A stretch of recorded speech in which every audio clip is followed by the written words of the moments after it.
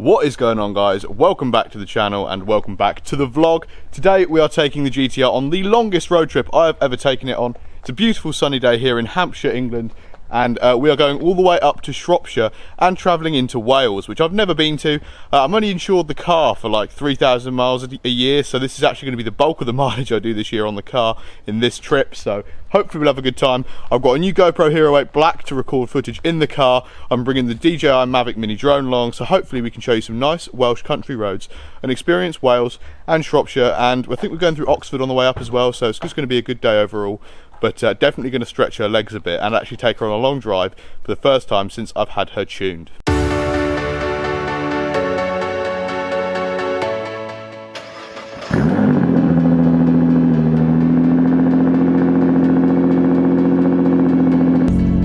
I'm assuming we're both in the frame, but I don't know what I've got the frame set to, but we should both be in it because it's quite wide angle. But this is what it sounds like on cold start. It's a bit loud, isn't it?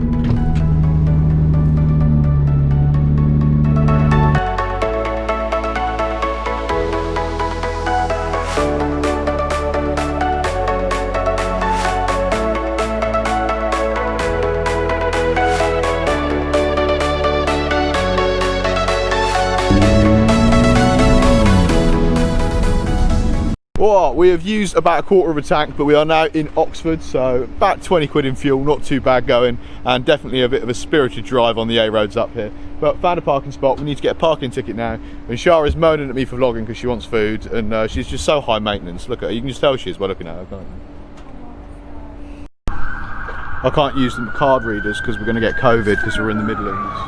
Now, I know it's a bit of a meme that in relationships it's really hard to decide where to eat, to the point where it's like every third post on Facebook at this point. But Shara is so indecisive that I'd argue that she is the literal personification of the meme right here, because I've literally handed her my phone and said anywhere and showed her restaurants within 50 feet. Doesn't care at all, doesn't want any of them, so.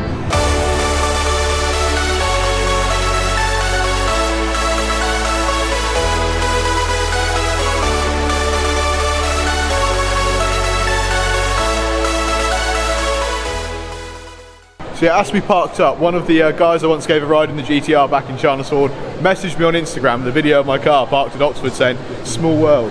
Pretty crazy considering he literally lives down by me, which is a pretty long way to travel. As you guys are aware, I'm really fat, so I didn't actually have a chance to take a video of the hot chocolate thing we had for dessert until I'd already eaten it and drank it all. But basically, Hotel Chocolate in Oxford has like a cafe in it, which is what we're sat in. And oh yeah, and of course it's basically healthy because more cocoa, less sugar. Absolutely delicious, and I'm gutted the one in Southampton doesn't have a cafe in it, because that like hot chocolate and the cocoa milk. Right, we are heading out of Oxford now. Fantastic lunch, even better hot chocolate that you guys didn't even see. Mine was an iced chocolate, but iced hot chocolates, I think. It was pretty. Oh, right, basically also I put my neck out and I'm finding it really hard to look, and obviously I don't know the road, so I'm changing lanes frequently, and I'm finding it really hard to look around because my neck is in so much pain. I was just stretching this morning and I've got like a dodgy bit of muscle between my shoulder blade and my spine, and I stretched this morning and just put it out completely, and now I'm basically disabled, so it's pretty, I mean, I probably claim benefits at this point, I think. Actually, I've been pleasantly surprised by the fuel economy today. We've used about a quarter of a tank and we've done 100 miles.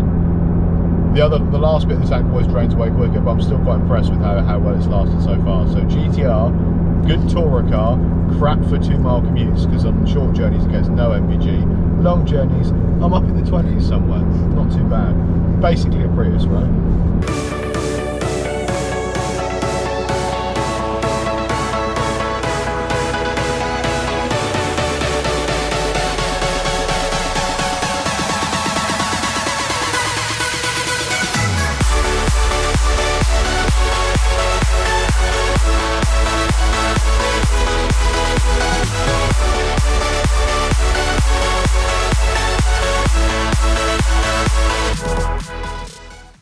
Well, we've arrived at a very cute looking Airbnb with Johnny's car there parked next to mine, which has clearly murdered a lot of bugs. So I'll give that a quick spray off before we head out again later. But let's check out the house. Look how happy Michaela is to be on camera. Oh, she's covering her face already. It's great. Is that a dead hedgehog on the lawn? Oh my god. I like the little northeast southwest thingy. And crucially, we have an outside table, and it's not that cold, and we have a hot tub, which is great because that means I can sip champers within 50 feet of the GTR, which makes me happy. And now we're having an interior tour. Are you ready, guys? So we have a washing machine.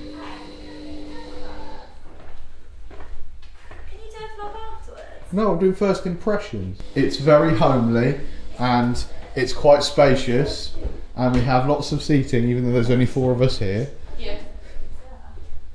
And we have one bedroom here. Wait, which one is there? Is one bedroom clearly nicer than the other? Yeah. No, they're all nice. One of them's just got an ensuite, so we'll just flip it. Oh no, there's a really. I love how she reacts. Look in the cupboard in there. She's hilarious. I like this. This one's nice. Look in that cupboard. That one there. It's not a cupboard. No, in there, Ed. Look in there. Oh, I like the marble effect en suite. That's rather nice. That's really cool in there. Is Johnny in there? No. Here he is. You opened the wrong door. Yo, at Gordon Ramsay. What?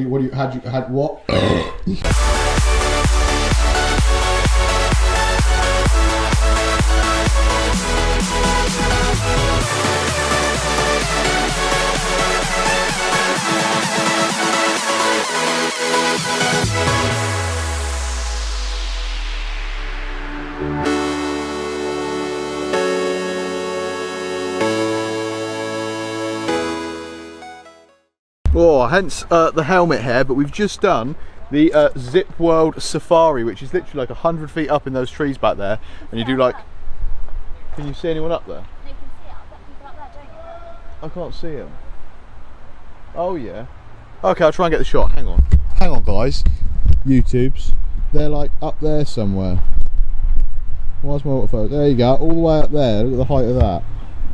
Absolute mad lads. But anyway, we just basically did that, and it was only £40 and was great fun. And if you're in Northern Wales, highly recommend checking out all the zipline activities, because the world's, or maybe Europe's, longest zipline's here, and that treetop one took us like 2 hours, so it's well worth the £40 in terms of how much entertainment you get, and also some pretty sick views while you're doing it as well. Even if you're scared of heights, though, maybe don't, because it is pretty damn high up at some points, or if you're over 19 stone, which I'm damn close to. So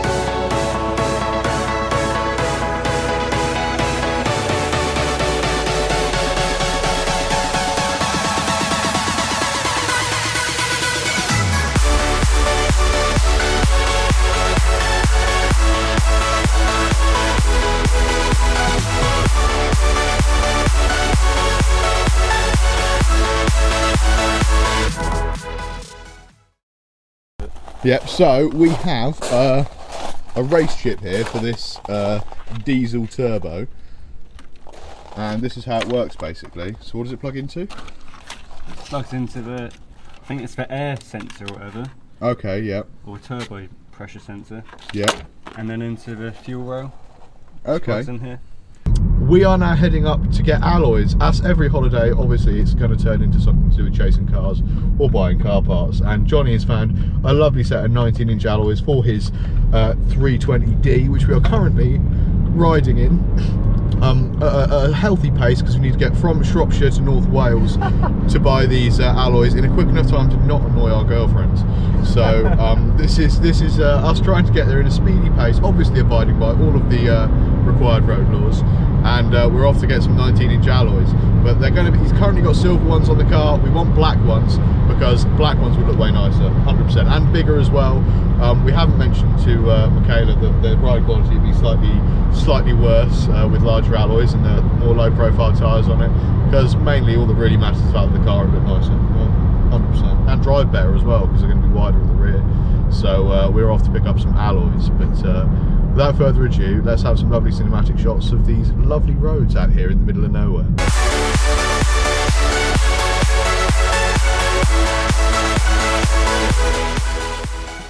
To witness Johnny's bartering skills firsthand. Well, with all of these alloys, we're in lovely nick in the back. We've really got to hope we don't hit anything, because if we do, we're going to get our heads taken off with a set of alloys. 03 Almera, that is the OG car right there. Whoop, whoop.